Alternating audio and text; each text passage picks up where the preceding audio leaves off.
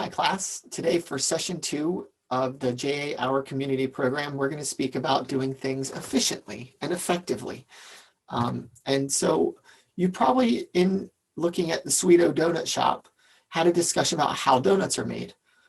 And what I want to make sure that you understand is the first time that you do something will never be the best time that you did it. You'll never do it the best way. You never do it the most efficiently the first time.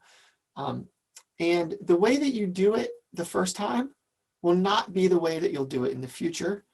And even if you've done something the same way 100 times, at some point, you're probably going to have to do it a different way in the future for some reason. And one of the things that you're going to see in life is that change is really, really hard for some people. And when we look at our life and the things we need to accomplish and how we want to get things done, we always need to ask ourselves, is there a better way? Is there a more efficient way?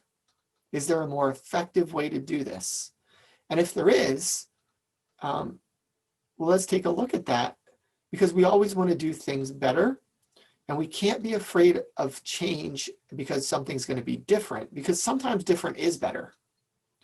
And if the change ends up not being better, then you just need to spend some time figuring out how to make it better.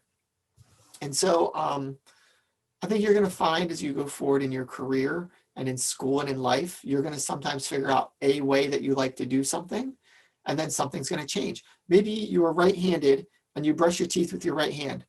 Well, if you break your arm, your right arm, now you can't brush your teeth that way. Now I have to find another way to do it. And by using your left arm, you might find that the way you did it with your right arm wasn't the best way. That's totally fine. So you should always experiment and look for new ways to do things and to do things better. At work, I spend a lot of time trying to come up with better ways to do things. And for me, it's really about creating better systems. So easier ways for people to go to school, more supports so that students can have success at school, making sure that employers are going to hire students because of the skills that they've gained through school. And so my job is to constantly work with all of these partners and look at all of the things that they do and figure out how they can work better together as a team instead of as individual people or individual agencies or organizations. So really, some advice here is whenever you're thinking about a new efficient way to do something, first you need to figure out what doesn't work about the way that you do it now. So what's wrong with how we do it now? How could it be improved upon? You also need to talk to the people that the change is going to impact.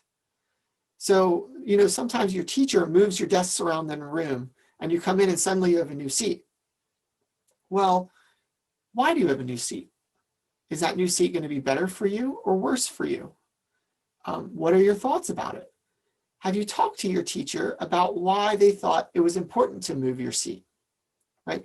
So whenever you change a system or you try to do something differently, you really need to try to talk to the people that will be impacted and find out what their goals are or what they want from the change. So involve other people before you make a decision, get them on board, get their thoughts and ideas. And if you can, make them your partners in the change, and they're more likely to be happy, they're more likely to do it, and you're all going to get along better in the long run if you've created something new together. So I've created a lot of systems in my life, created a lot of change that's impacted a lot of people. Sometimes it just saves money. I created a system that saved $80,000 a year in my old job. I've created entirely new systems for bringing students into 9th grade, helping them have success in 9th grade and then to move on to 10th grade. And now I'm trying to create change where students have a larger voice in their education after high school. And then as well as in whatever education they get once they move into the career that they pick. So change is always going to happen. We always want to do things in a more efficient and a more effective way. We want to understand why the change is needed and who it's going to impact. And we want to make sure that the people that are going to be impacted have a voice in the change. They have a chance to share what their thoughts are, their concerns, their ideas, so that when we go forward, we can go forward together and we'll have a greater chance of success. So don't be afraid of change. Change is not always a bad thing.